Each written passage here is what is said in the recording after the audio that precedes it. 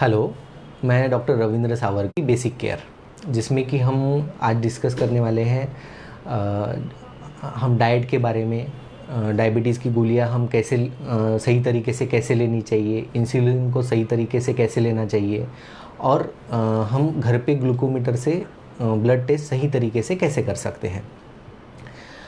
ये सब topic discuss करने से पहले हम कुछ बेसिक कंसेप्ट डायबिटीज़ के बारे में जान लेते हैं। तो डायबिटीज़ ये ऐसी बीमारी होती है जिसमें ब्लड शुगर लेवल ज़रूरत से ज़्यादा बढ़ जाता है, और इसके आपको जैसे पता होगा कि बॉडी में ग्लूकोज़ को कंट्रोल करने का काम इंसुलिन करता है।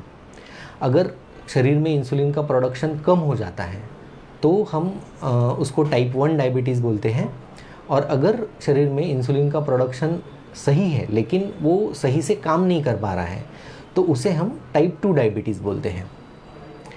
वैसे ही कुछ केसेस में कुछ टेम्पररी फिजियोलॉजिकल चेंजेस की वजह से शुगर लेवल बढ़ सकती है, जैसे कि जेस्टेशनल डायबिटीज़ जो कि प्रेगनेंसी में होता है। ये डायबिटीज़ यूजुअली जैसे ही पेशेंट की फिजियोलॉजिकल कंडीशन नॉर्मल हो जाती है तो शुगर लेवल भी नॉर्मल आ जाती है। फिर डायबिटीज़ का डाइट डिस्कस करने से पहले मैं आपको कुछ कंसेप्ट बताना चाहता हूँ, एक ज़रूरी कंसेप्ट बताना चाहता हूँ कि जैसे आपको सबको पता होगा कि जैसे हमारी गाड़ियाँ होती हैं जिनका फ्यूल पेट्रोल या डीजल होता है, तो वो उसमें क्या काम करता है, पेट्रोल और डीजल वहाँ पे एनर्जी प्रोड्यूस करता है और उस एनर्जी से गाड़ी के पूरे फंक्शन चलते हैं। सेम उसी तरह ग्लूकोज़ ये हमारे बॉडी के लिए फ्यूल का काम करता है, जो बॉडी में एनर्जी प्रोड्यूस करता है और उसी से हमारे सब बॉडी फंक्शन चलते हैं। अगर हम देखें तो डायबिटीज़ पेशेंट में भी ग्लूकोज़ यही बॉडी का फ्यूल का प्राइमरी सोर्स होता है। तो पर डायबिटीज़ के पेशेंट के बॉडी को ग्लूकोज़ की ज़रूरत उतनी ही है जितनी कि एक नॉर्मल पेशेंट के लिए है। बट उनमें प्रॉब्लम ये होता है कि अगर बॉडी को ग्लूकोज स्लोली मिल रहा है तो डायबिटीज़ पेशेंट की बॉडी वो हैंडल कर पाती है। बट वही अगर उनको ग्लूकोज का लोड एकदम से मिल जाए, मतलब सडनली ब्लड की शुगर लेवल बढ़ जाए, तो ऐसे समय में डायबिटीज़ पेशेंट की बॉडी वो हैंडल नहीं कर पाती।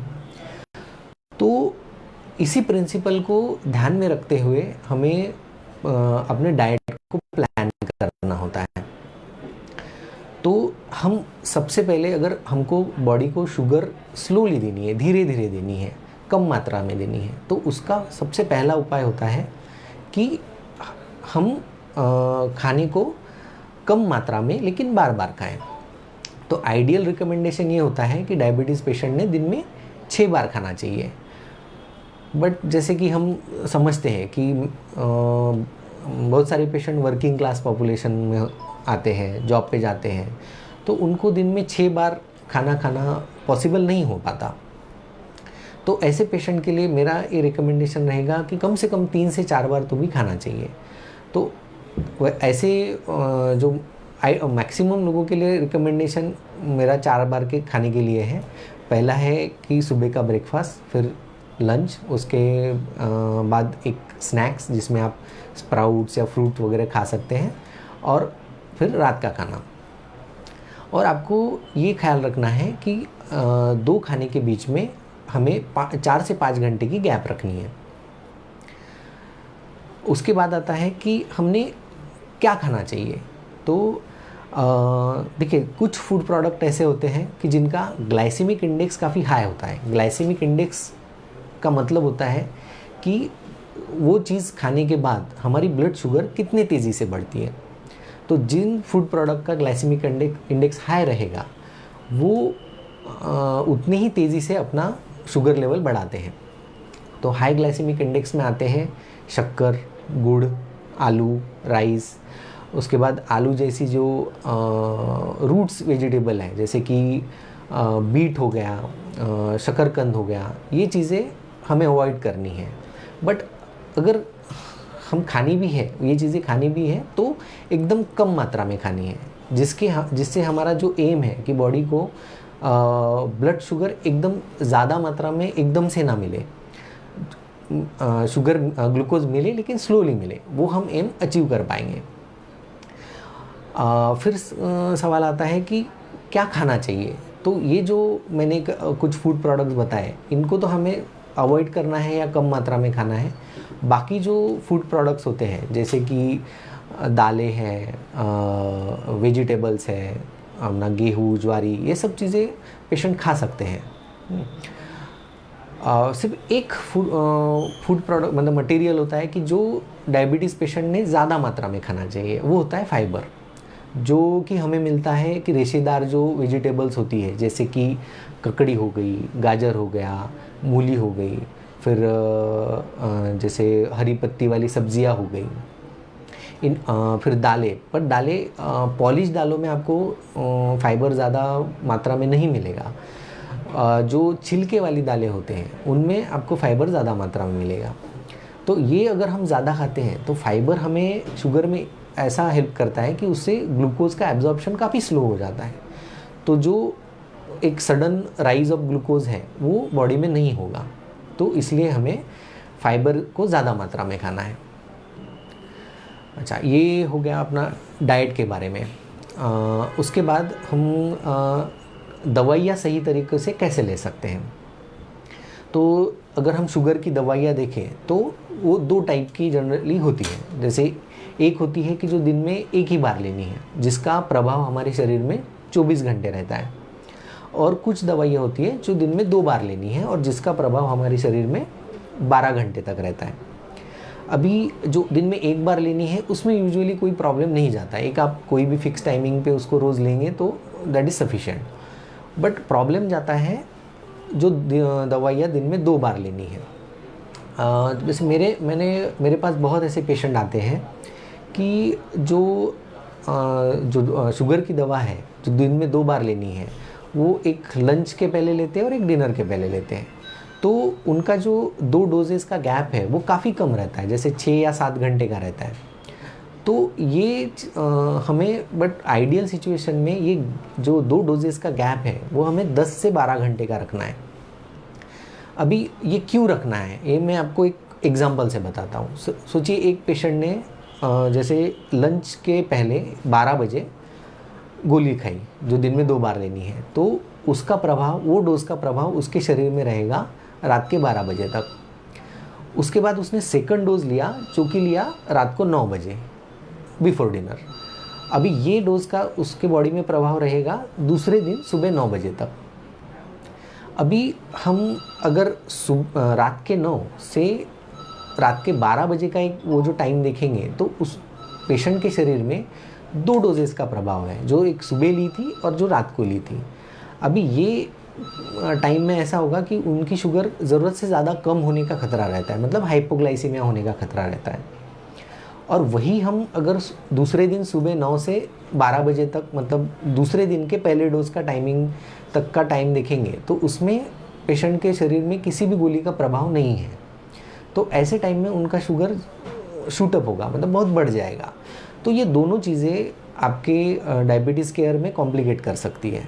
तो आपको गोलियां लेते वक्त ख्याल ये रखना है कि 2 डोजेस के बीच में आपको 10 से 12 घंटे का गैप रखना है, जो दवाई आपको दिन में 2 बार लेनी है। और दूसरी, पेशेंट मेरे पास जो आते हैं, कई बार पेशेंट खाने के बाद दवाइयाँ लेते हैं शुगर की। तो सही सलाह ये रहेगी कि मैक्सिमम जो दवाइयाँ होती है शुगर की वो खाने के पहले लेनी होती है, ताकि शुगर ना बढ़े। शुगर बढ़ने के बाद हमें कम नहीं करनी है, हमें शुगर बढ़ने ही नहीं देनी, इसलिए वो खाने से पहले लेना है। अच्छा, ये हो गया दवाई के बारे में। अभी हम इंसुलिन का देखते हैं। तो देखिए, इंसुलिन में ऐसा है कि इंसुलिन कौन सा लेना है और इंसुलिन कितने डोज में लेना है, ये तो पेशेंट टू पेशेंट वेरी करता है, और वो आपको आपके डॉक्टर ही उसके बारे में सलाह करेंगे। हमें आज अभी समझना है कि इंसुलिन सही तरीके से कैसे लेना है। तो पहले तो हम देखते हैं कि सही साइड क्या होनी चाहिए इंसुलिन लेने की। तो इंसुलिन हम ले सकते हैं आर्म के पिछले साइड में, फिर पेट पे और जांघों के इनर साइड पे। अभी ये साइड्स क्यों इम्पोर्टेंट होती है? क्योंकि यहाँ पे जो सबक्यूटेनियस टिश्यू होती है, मतलब स्किन और मसल, इनके बीच की जो लेयर होती है वो अच्छी खासी थिक होती है, और हमें इंसुलिन इसी लेयर में लेना होता है, सबक्यूटेनियस टिश्यू में लेना होता है। अगर गलती से इंसुलिन मसल्स में जाता है तो वो काफ़ी तेज़ी से एब्जॉर्ब हो जाएगा और हाइपोग्लाइसीमिया होने का डर रहेगा। उसी तरह अगर इंसुलिन स्किन में जाता है तो वो काफ़ी स्लोली एब्जॉर्ब होगा और हमें जितना असर चाहिए इंसुलिन का उतना नहीं आएगा। तो इसलिए ये प्रॉपर साइट पे ही इंसुलिन लेना ज़रूरी होता है। अभी इंसुलिन लेने के दो तरीके हो सकते हैं। एक तो एक कन्वेंशनल इंसुलिन सिरिंज आती है, और एक पेन आता है जो कि एक मॉडर्न डिवाइस है जिसमें कि एक इंसुलिन का कार्ट्रिज प्रीलोडेड होता है। वो एक सेमी ऑटोमेटिक डिवाइस होता है जिसमें कि एक डायल होता है, डायल से आप इंसुलिन का डोज कितना लेना है वो एडजस्ट कर सकते हैं, और इंसुलिन इंजेक्ट करने के लिए एक बटन होता है। उसको सेम इससे ऐसी ही एक नीडल लगी होती है जिससे कि इंसुलिन का डोज इंजेक्ट हो जाता है। बाकी इंसुलिन लेने का तरीका पेन से और नीडल से सेम होता है। तो अभी हम देखते हैं कि जैसे आपके पास जो भी इंसुलिन होगा वो हम यूजुअली फ्रिज में रखते हैं। तो ऐसी ही कुछ इंसुलिन की बॉटल आती है।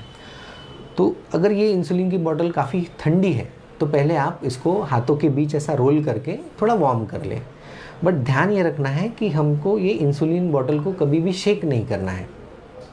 और अगर ये इंसुलिन क्लियर नहीं दिख रहा है, ऐसा इसमें कुछ डिस्कलरेशन आपको दिखाई दे रहा है, तो उसको नहीं लेना है। और एक इम्पॉर्टेंट बात, जैसे ही आपको इंसुलिन लेने से पहले अपने हाथों को सैनिटाइज़र से या साफ़ कर ले या फिर अच्छे से हैंड वॉश कर ले। और उसी के साथ साथ जो इंसुलिन बॉटल होती है उसके टिप को आप एक अल्कोहल स्वैब से क्लीन कर ले। फिर जितना आपको डोज बोला गया है इंसुलिन का, जैसे ये देखिए, ये जो सिरिंज है इसमें 5 से लेके 40 तक की मार्किंग होती है। ये जहाँ ये रेशो को जो रेशा उतने यूनिट को मैच करती है। तो अगर आपको समझो 10 यूनिट लेना है तो ये 10 यूनिट यहाँ तक आएगा। तो पहले तो इंसुलिन लेने से पहले ये कैप निकालें। उसके बाद जितना आपको इंसुलिन लेने बोला है, जैसे समझो आपको 10 यूनिट लेने बोला है, तो ये 10 यूनिट तक एयर इसमें विड्रॉ कर लें। फिर ये एयर के साथ ये इंसुलिन बॉटल को ऐसे उल्टा करके इसमें आपको इंसर्ट करना है और ये एयर को अंदर पुश करना है। अभी ये एयर पुश करने से हमें फ़ायदा ये मिलेगा कि बॉटल के अंदर एक पॉजिटिव प्रेशर बनेगा, जिससे कि आपको इंसुलिन विड्रॉ करने में बहुत आसानी जाएगी। उसके बाद जितना भी आपको इंसुलिन बोला है उतना आप ये नीडल में विड्रॉ कर लें। उसके बाद जो भी आपकी प्रेफर्ड साइट है वहाँ पे आप ये अल्कोहल स्वैब से स्किन को क्लीन कर ले। और प्रवीण एक मिनट फूटास जो अगर हम एब्डोमेन पे पेशेंट के अगर इंसुलिन देना चाहते हैं तो पहले साइड को अच्छे से क्लीन कर ले, और जहाँ पे आपने क्लीन किया है उस एरिया को इंडेक्स और ये थंब फिंगर में ऐसा 2-3 इंच से ऐसा एक ये बनाए, ऐसे पिंच करें, तो जो एक स्किन का फोल्ड बनेगा, ये स्किन फोल्ड को का जो हाईएस्ट पॉइंट रहेगा वहाँ पे आपको ये इंसुलिन सिरिंज परपेंडिकुलरली पियर्स करनी है। अभी हमारे प्रवीण जी डायबिटिक नहीं है इसलिए इनको हम इंसुलिन नहीं दे सकते, बट ये परपेंडिकुलरली पियर्स करके उसमें स्लोली इंसुलिन को इंजेक्ट करना है। अभी अगर हम पेन से इंसुलिन लेते हैं तो भी तरीका सही यही रहेगा, सिर्फ आपको कन्वेंशनल सिरिंज के जगह पेन की नीडल से इंसर्ट प्रिक करना है और इंजेक्टर का बटन दबाना है, तो अपने आप इंसुलिन का डोज बॉडी में इंजेक्ट हो जाएगा। और एक इम्पॉर्टेंट चीज़ है कि इंसुलिन हमको कहाँ नहीं लेना है। अब बहुत बार ऐसा होता है कि बहुत सालों से अगर पेशेंट इंसुलिन ले रहे हैं तो स्किन काफ़ी थिक हो जाती है जहाँ पे रेगुलर इंसुलिन लेते हैं, तो उन्हें अल्टरनेटिव साइट्स लगते हैं। बट उसमें भी हमें ध्यान में रखना है कि कौन सी जगह हमें नहीं लेना है। तो फेस और नेक रीजन पे हमें नहीं लेना है, जॉइंट्स पे नहीं लेना है, जैसे जहाँ पे अपने हाथ या पैर मुड़ते हैं वो जॉइंट एरिया होता है, वहाँ पे हमें इंसुलिन नहीं लेना है। उसके बाद जहाँ पे हमें कोई ज़ख़म है वहाँ पे नहीं लेना है। उसके बाद अगर कहीं पे कोई ज़ख़म का मार्क है, स्कार मार्क है, तो वहाँ हमें इंसुलिन नहीं लेना है। अच्छा, ये हो गए इंसुलिन के बारे में। अभी हम देखते हैं कि हम ग्लूकोमीटर का सही इस्तेमाल कैसे कर सकते हैं। तो देखिए, ग्लूकोमीटर में कुछ दो तीन चीज़ें आती हैं। एक तो आता है ये लेंसिंग डिवाइस। तो ये एक्चुअली जो हमें ब्लड ड्रॉप लेना है, जो प्रिक करके, उसके लिए होता है। ये इसको एक कैप होती है जिसे आप ऐसे रोटेट करके निकाल सकते हैं। तो यहाँ पे ये लैंसेट इंसर्ट करने का एक एरिया होता है जिसमें आप ऐसे लैंसेट को इंसर्ट करना है। उसके बाद इसका एक टिप होता है, लैंसेट का टिप होता है, जिसे आप रोटेट करेंगे तो इसकी नीडल एक्सपोज हो जाएगी। काफ़ी फाइन सी एक यहाँ पे नीडल होती है। उसके बाद आपको ये कैप को फिर से लगा देना है। और अगर आप देखेंगे तो ये लैंसिंग एपरेटस पे ये 1 to 5 तक एक नंबरिंग होती है, जिससे ये ऊपर का पार्ट ऐसे घूमता है और यहाँ पे एक एरो रहता है।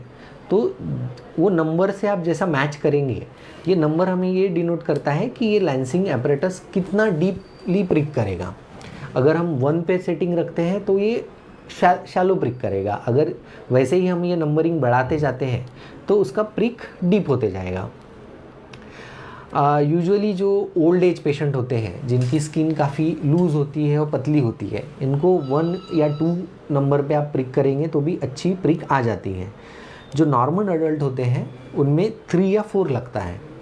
और कुछ पेशेंट ऐसे होते हैं कि जिनकी हाथों की स्किन काफ़ी थिक होती है, तो जैसे कि फार्मर लोग हो गए, तो उनकी स्किन काफ़ी थिक होती है, तो उनको अच्छा खासा एक डीप प्रिक लगता है।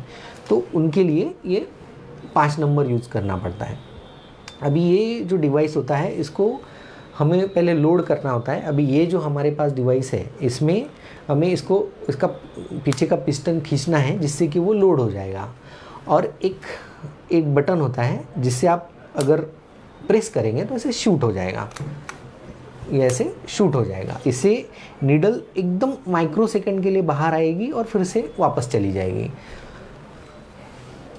और जैसे ये इससे हमें अगर प्रिक करना है तो आपको ये ख्याल रखना है कि जो उंगली को आप प्रिक करना चाहते हैं उसकी सरफेस को ये पूरा इसका जो सरफेस है अच्छे से टच हो, ताकि स्किन का अगर कांटेक्ट अच्छा रहा तो प्रिक अच्छे से हो पाएगी। फिर इसके बाद आती है ये ग्लूकोज स्ट्रिप। तो ये ग्लूकोज स्ट्रिप जो होती है एक सिंपल सी ऐसी स्ट्रिप होती है जिसको एक साइड में एक सर्किट जैसा समथिंग आपको दिखेगा जो कि ग्लूकोमीटर में इंसर्ट होता है, और एक बीच में, या हमारे यहाँ जो स्ट्रिप है इसको बीच में है, किसी स्ट्रिप को ये एंड पे जो सैंपल स्लॉट होता है जिसमें आपको ये एरिया जो ब्लड ड्रॉप आएगा वहाँ पे टच करना है। तो उससे ये जो ब्लड ड्रॉप है ऑटोमेटिकली अंदर सक हो जाएगा और पेशेंट मशीन की रीडिंग शुरू हो जाएगी। फिर और हाँ, इसके बारे में और एक बात कि ये जो स्ट्रिप आती है ये हमेशा एक एयर टाइट बॉटल में आती है। ये इसलिए आती है क्योंकि ये जो स्ट्रिप है ये जितना एयर के कांटेक्ट में आएगी वो उतनी ही ख़राब होती जाती है। तो इसलिए हमें ध्यान ये रखना है कि जब भी हमें शुगर करनी है, स्ट्रिप निकालने के तुरंत बाद इसको बंद करना है, ठीक है। उसके बाद ये जो ग्लूकोमीटर है एक बैटरी ऑपरेटेड इलेक्ट्रॉनिक डिवाइस होता है जिसमें यहाँ पे देखिए ऐसा ये स्ट्रिप का स्लॉट है। जैसे हम यहाँ पे इंसर्ट करेंगे ये अपने आप चालू हो जाएगा, ठीक है। प्रवीण एक ते दुसरं ग्लूकोमीटर ते घेऊन ये। तो हाँ, हमें अभी और एक क्वेश्चन जो रहता है कि ग्लूकोमीटर से जब हम घर पे टेस्ट करते हैं तो कहाँ से सैंपल लेना चाहिए, तो उसका जवाब है कि हमने ये जो रिंग फिंगर है यूजुअली इससे लेना चाहिए। इसका फ़ायदा ये है कि अगर अनफॉर्चुनेटली कभी आपको इन्फेक्शन होता है ये प्रिक से, तो ये उंगली तक ही सीमित रहेगा, ये हाथ में नहीं फैलेगा। वही अगर दूसरे किसी भी उंगली में अगर इन्फेक्शन होता है तो वो हाथ में फैल सकता है। और उसके बाद हमें अगर शुगर करनी है, किसी किसी पेशेंट में ऐसा होता है कि उनका शुगर लेवल काफ़ी वेरी होता है, तो उनमें बार बार शुगर करने की ज़रूरत पड़ती है। तो ऐसे पेशेंट में हमें ये ध्यान में रखना है, ऑब्वियसली उनको दूसरी उंगली यूज़ करनी ही पड़ेगी अगर बार बार करना है तो, बट ख्याल यही रखना है कि सिर्फ एक ही उंगली को बार बार ना करें, उंगली चेंज करते रहें। अभी हम मैं आपको एक डेमो करके दिखाता हूँ कि हम शुगर कैसे टेस्ट कर सकते हैं। जैसे अभी हमारे साथ हमारे हॉस्पिटल के एक होनहार वर्कर हैं मिस्टर प्रवीण जी। अभी इनकी अगर हम हैंड देखें तो इनका एक नॉर्मल स्किन है, मतलब ज़्यादा थिक नहीं है, तो मेरे ख्याल से इनका हम 3 या 4 पे अगर सेटिंग रखते हैं ये लैंसिंग डिवाइस का तो अच्छे से प्रिक हो जाएगी। हाँ, अभी सबसे पहले हमें क्या करना है कि ये जो स्ट्रिप है हमें ये डिवाइस में इंसर्ट करनी है। इससे देखिए ये ऑटोमेटिकली शुरू हो गया है और इस पे एक ड्रॉप का साइन आ रहा है, ठीक है। अभी हमें एक उंगली के टिप को अल्कोहल स्वैब से क्लीन करना है और हमें ख्याल ये रखना है कि प्रिक करने से पहले वो अल्कोहल पूरा ड्राई हो जाए। और उसके बाद हमको ये प्रॉपर कांटेक्ट में रखनी है उंगली और इसको सॉरी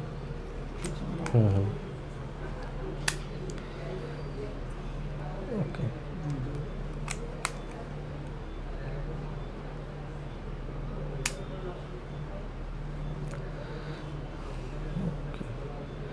ठीक है, इसमें शायद कुछ टेक्निकल प्रॉब्लम आ रहा है। तो जैसे अगर आपके पास लैंसिंग डिवाइस नहीं है तो हम डायरेक्टली यहाँ पे प्रिक करके भी सैंपल ले सकते हैं। तो ऐसा ही ये जो ड्रॉप आ गया है, एक अच्छी प्रिक का निशानी यही होती है कि ये ड्रॉप अपने आप यहाँ पे आ जाए। अगर आपको ज़्यादा स्क्वीज़ करने की ज़रूरत पड़ रही है तो इसका मतलब ये प्रिक अच्छे से नहीं आई है।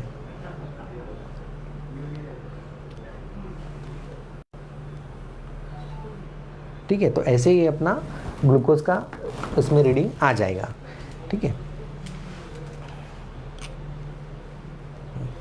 अभी हमें हम अगर ज़्यादा स्क्वीज़ करते हैं उंगली को, जब ब्लड सैंपल आता है और मतलब आपने प्रिक किया और अगर वो सैंपल अच्छे से नहीं आया तो उस टाइम पे अगर आप उंगली को ज़्यादा दबाते हैं तो जो उंगलियों की पेशी में जो फ्लूइड होता है वो ब्लड के साथ मिक्स हो जाता है और ऐसे वक्त में फिर आपका शुगर रीडिंग गलत आ सकता है। और ग्लूकोमीटर के बारे में और एक प्रॉब्लम ये होता है कि इनमें कैलिब्रेशन करना होता है, मतलब साल में एक बार वगैरह इनका कैलिब्रेशन ज़रूरी होता है ताकि ये आपके शुगर लेवल अच्छे से बता पाए। अभी कैलिब्रेशन की ज़रूरत कब पड़ेगी आपको, तो ये आप कैसे जानेंगे कि अब हमारे मशीन को कैलिब्रेशन की ज़रूरत है। तो कुछ मशीन के साथ एक सैंपल आता है, मतलब एक फ्लूइड का सैंपल आता है जिसमें वो फ्लूइड में शुगर कितनी है वो ऑलरेडी मेंशन रहता है। तो वो फ्लूइड को लेके अगर आप टेस्ट करेंगे और आपका ग्लूकोमीटर जो फ्लूइड पे शुगर का लेवल बताया गया है उससे अगर आपका मैचिंग रिजल्ट आ रहा है तो समझिए कि आपका ग्लूकोमीटर सही से काम कर रहा है। अगर वो डिफरेंस 20 से ज़्यादा आ रहा है तो इसका मतलब आपके मशीन को कैलिब्रेशन की ज़रूरत है। और दूसरी बात, अगर आपके पास वो जो सैंपल होता है वो अगर नहीं है, मशीन के साथ नहीं आया या गुम गया आपका, अगर ऐसा हुआ है तो दूसरा एक वे है वो जानने का कि आप जिस टाइम पे अपना शुगर करते हैं एक बार उसी टाइम पे अपना एक ब्लड सैंपल कलेक्ट करके लैब में भी वो चेक करवाएं। अगर दोनों रिजल्ट मैचिंग आते हैं या फिर लगभग 20 या 20 से कम का डिफरेंस आता है तो समझिए आपकी मशीन सही से काम कर रही है। अगर वो डिफरेंस 20 से ज़्यादा आता है तो आपको मशीन का कैलिब्रेशन करवाना ज़रूरी है। अच्छा, ये हो गया। अब जो भी हमारे आज के बेसिक टॉपिक थे तो हमने कवर कर लिए हैं। होप करता हूँ कि आपको ये वीडियो इन्फॉर्मेटिव लगा होगा। अगर आप कुछ सवाल पूछना चाहते हैं तो सवाल सर, कुछ सवाल है। पहला सवाल है, हाउ टू प्रिवेंट डायबिटीज़। हाँ, तो देखिए प्रिवेंशन के लिए आपको कुछ लाइफस्टाइल मॉडिफिकेशन करने पड़ेंगे। उसमें सबसे पहला आता है कि आपको रेगुलर एक्सरसाइज करनी होगी। रेगुलर एक्सरसाइज का मिनिमम क्राइटेरिया ये होता है कि आपको 45 minute brisk walking thrice in a week, मतलब हफ्ते में मिनिमम 3 बार आपको उतनी एक्सरसाइज करनी है। उसके बाद आता है कि आपको थोड़ा अपने डाइट में ख्याल रखना पड़ेगा। तो जैसे आपको मीठी चीज़ें, जिससे देखिए मीठा डायरेक्टली खाने से शुगर नहीं बढ़ती, बट अगर वो मीठा खाने से अपना वज़न बढ़ रहा है, फैट टिश्यू बॉडी में एक्यूमुलेट होती जा रही है, तो वो फिर फैट टिश्यू अपने इंसुलिन को काम करने नहीं देती, तो उससे यूजुअली टाइप 2 डायबिटीज़ हो सकता है। तो इसलिए आपको मीठा कम खाना है, तेल का भी कम खाना है, क्योंकि तेल से 2 चीज़ें होती है। एक तो डायरेक्टली फैट टिश्यू बनते हैं और जो भी एक्स्ट्रा है उनकी भी शुगर बनती है, तो इसलिए आपको तेल वाला भी कम खाना है। और उसके बाद है कि आपको देखिए कई बार रिस्क फैक्टर होते हैं, मतलब फैमिली में शुगर डायबिटीज़ की हिस्ट्री होती है, तो ऐसे टाइम पे आपको अपनी शुगर या फिर HbA1c ये रेगुलरली चेक करते रहना पड़ेगा। सर, अगला सवाल है, what is implanted pancreas therapy. अच्छा, देखिए ये तो जैसे डायबिटीज़ का ये काफ़ी एडवांस ट्रीटमेंट है, जिसमें देखिए ये यूजुअली टाइप 1 डायबिटीज़ में होता है, जिनमें इंसुलिन प्रोडक्शन बिल्कुल ही नहीं है। उनमें एक्चुअली पैंक्रियाज को ट्रांसप्लांट करते हैं, तो पैंक्रियाज के ट्रांसप्लांट से जो शुगर इंसुलिन का प्रोडक्शन है वो रिस्टोर हो जाता है और उससे शुगर काफ़ी लेवल तक कंट्रोल हो जाती है। बट इस सिचुएशन में अगर पेशेंट अपना वेट लूज़ नहीं करेगा या फिर लाइफस्टाइल चेंजेस नहीं करेगा तो ये आपको ये थेरेपी भी ज़्यादा हेल्प नहीं करेगी। सर, एक सवाल है, can I stop my sugar medicine. मैं अपने डायबिटीज़ की मेडिसिन रोक सकता हूँ? नहीं, वो तो देखिए आपकी शुगर लेवल कैसी आती है उसके ऊपर डिपेंड करता है। और मेरे ख्याल से जो कोई भी डायबिटीज़ की दवा आप एकदम से बंद नहीं कर सकते। जैसे आपकी शुगर अगर नॉर्मल आती है तो फिर उस टाइम पे आपका डोज थोड़ा कम होगा। अगर कम करने के बावजूद भी शुगर अच्छी आ रही है तो ऐसे वैसे स्टेप वाइज हम शुगर की मेडिसिन के डोजेज बंद कर सकते हैं। कुछ पेशेंट में मैंने ऐसे देखा है कि शुगर की अगर लाइफस्टाइल चेंजेस अच्छे से करते हैं, वेट लूज़ करते हैं, तो काफ़ी कम हो जाती है या शुगर की मेडिसिन बंद भी हो सकती है, लेकिन वो काफ़ी रेयर पेशेंट में होता है कि मेडिसिन टोटली बंद हो जाए। Is artificial sweeteners helpful? देखिए आर्टिफिशियल स्वीटनर हेल्पफुल तो नहीं है, मतलब एज सच आपको शुगर लेवल कंट्रोल करने में वो मदद नहीं करेंगे, जस्ट आपकी क्रेविंग को सेटिस्फाई करने का वो काम वो करते हैं। और जैसे वो आर्टिफिशियल स्वीटनर्स हैं उनके भी कुछ साइड इफ़ेक्ट होते हैं, तो मेरा ऐसा एडवाइस रहेगा कि आप वंस इन अ वाइल उनको यूज़ कर सकते हैं, रेगुलरली आप यूज़ मैं एडवाइस नहीं करूँगा। सर, क्या शुगर पेशेंट चावल खा सकते हैं? देखिए चावल कुछ अभी जैसे कुछ एरियाज़ होते हैं जिसमें स्टेपल फूड ही चावल होता है, तो हम ये तो नहीं बोल सकते कि टोटली आपका डाइट हैबिट आपने चेंज करना चाहिए, बट आप एक कर सकते हैं कि चावल खाना है तो उसका क्वांटिटी आपको आपका कैलोरी कैलकुलेट करके आपके न्यूट्रिशनिस्ट को कंसल्ट करके एक डाइट प्लान बना के आप खा सकते हैं। और उसमें भी अगर आप ब्राउन राइस खाएंगे तो उसमें आपको फाइबर ज़्यादा मात्रा में मिलेगा और उससे शुगर आपकी जितनी पॉलिश राइस खाने से बढ़ेगी उससे थोड़ी कम बढ़ेगी। सर, फ्रूट्स के बारे में भी सवाल था कि फ्रूट्स जो है हाँ। वो भी मीठे होते हैं, तो क्या फ्रूट्स खा सकते हैं, सीजनल फ्रूट्स खा सकते हैं? देखिए, फ्रूट्स डायबिटिक पेशेंट, जैसे मैंने आपको पहले ही कंसेप्ट बताया है कि डायबिटिक पेशेंट के बॉडी का फ्यूल भी ग्लूकोज ही होता है, तो आपको आपके शरीर को ग्लूकोज की ज़रूरत है, बस आपको उसको सडनली नहीं बढ़ने देना है। तो जैसे ये जो फ्रूट प्रोडक्ट मतलब जैसे फ्रूट्स होते हैं, जैसे मैंगो हो गया, फिर अंगूर है, फिर जैसे सीताफल है, ये चीज़ों में ये काफ़ी मीठे फल होते हैं, तो इनसे शुगर सडनली बहुत ज़्यादा होने का खतरा रहता है। तो इनको अगर आपने अवॉइड किया तो बेहतर रहेगा। बाकी फ्रूट जो है, जैसे कि एप्पल है, पपई है, ये आप खा सकते हैं, लेकिन आपको क्वांटिटी उसकी कम रखनी पड़ेगी। सर, अंत में लास्ट कंक्लूडिंग मैसेज। देखिए, कंक्लूडिंग मैसेज में मैं यही बोलूँगा कि आप जो मैंने अभी आपके साथ डाइट का डिस्कस किया है, वो हिसाब से अपना एक डाइट प्लान बनाएं।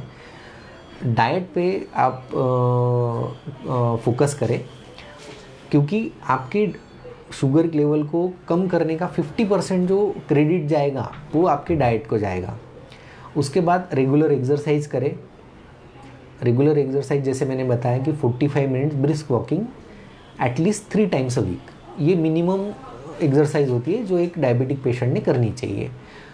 और फिर जैसे मैंने आपको इंसुलिन या गोली लेने का जो सही तरीका बताया है, वैसे आप वो सही तरीके से ले तो आपको उसका मैक्सिमम बेनिफिट मिलेगा। और शुगर मॉनिटरिंग जो है वो आप अभी जो जैसे ग्लूकोमीटर अवेलेबल है, तो आप घर पे भी शुगर मॉनिटर कर सकते हैं। जो वो किस फ्रीक्वेंसी से करना है वो आप अपने डॉक्टर से कंसल्ट करके वो एक डिसाइड कर सकते हैं। Thank you sir. Thank you.